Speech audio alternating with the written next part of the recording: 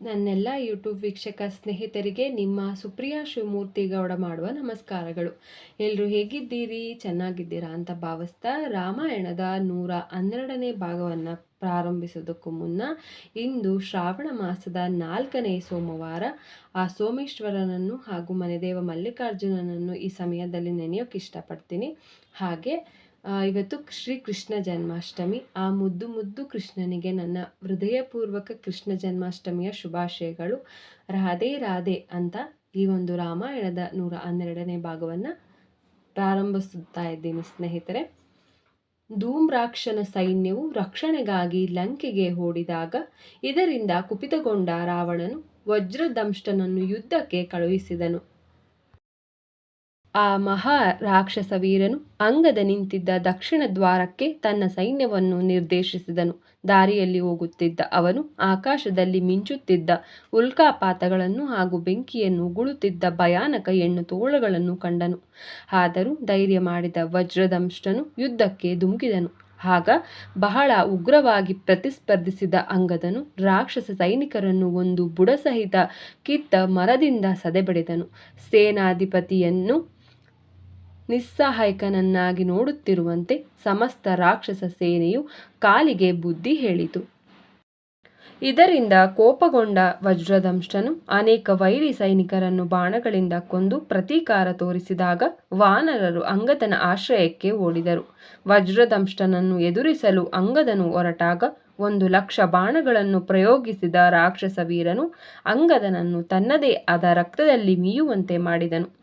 ಆಗ ಒಂದು ದೊಡ್ಡ ಮರವನ್ನು ಜೋರಾಗಿ ಎಸೆದ ಅಂಗದನು ಅವನಿಗೆ ತಿರುಗೇಟು ನೀಡಿದನು. ಆದರೆ ವಜ್ರದಂಷ್ಟನು ಅದನ್ನು ಸುಲಭವಾಗಿ ಚೂರು ಚೂರು ಮಾಡಿದನು.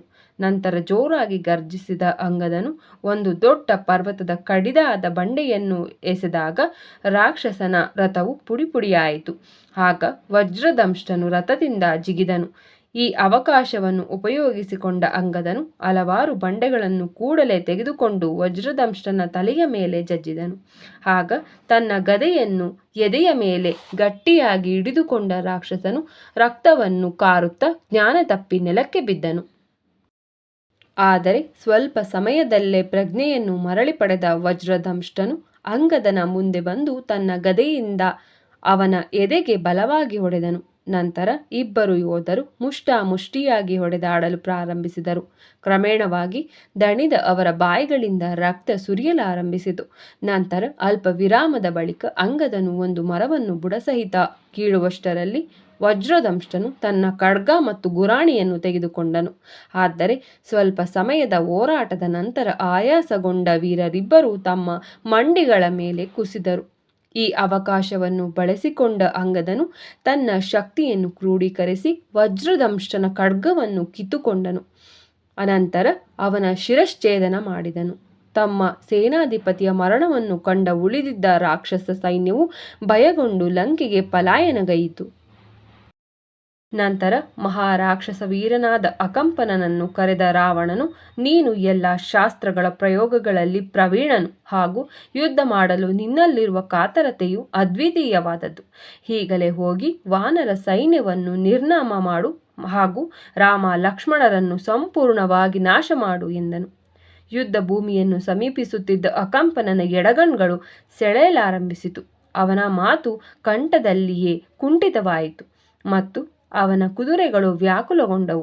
ಆದರೆ ಈ ಅಪಶಕುನಗಳನ್ನೆಲ್ಲ ನಿರ್ಲಕ್ಷಿಸಿದ ಅಕಂಪನನು ಗದೆ, ಖಡ್ಗ, ಚಕ್ರ, ಈಟಿ, ಕೊಡಲಿ ಮತ್ತು ಬಿಲ್ಲುಗಳನ್ನು ಹಿಡಿದು ಸಿದ್ಧರಾಗಿದ್ದ ರಾಕ್ಷಸ ಯೋಧರ ಮುಖ್ಯಸ್ಥರೊಡನೆ ಮುಂದುವರೆದನು.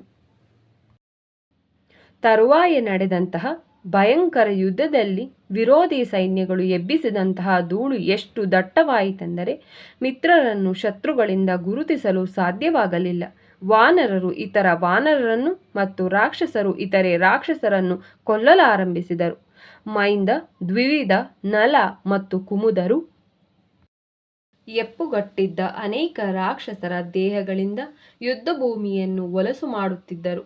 ಕೋಪಗೊಂಡ ಅಕಂಪನನು ಬಾಣಗಳ ವಿಪ್ಲವದಿಂದ ವಾನರ ಸೈನ್ಯವನ್ನು ಪರಾಜಯಗೊಳಿಸಿ ಸೇಡು ತೀರಿಸಿಕೊಂಡನು. ವಾನರ ಸೈನಿಕ ಪಂಕ್ತಿಗಳು ಗಾಳಿಯಲ್ಲಿ ಮೋಡಗಳನ್ನು ಹರಡುವಂತೆ ಚೆಲ್ಲಾಪಿಲ್ಲಿಯಾದುದನ್ನು ಕಂಡ ಹನುಮಂತನು ಅಕಂಪನನನ್ನು ಸಮೀಪಿಸಿದನು. ಆಗ ಇತರರು ಅವನಿಗೆ ಇಂದಿನಿಂದ ಬೆಂಬಲವನ್ನು ನೀಡಿದರು.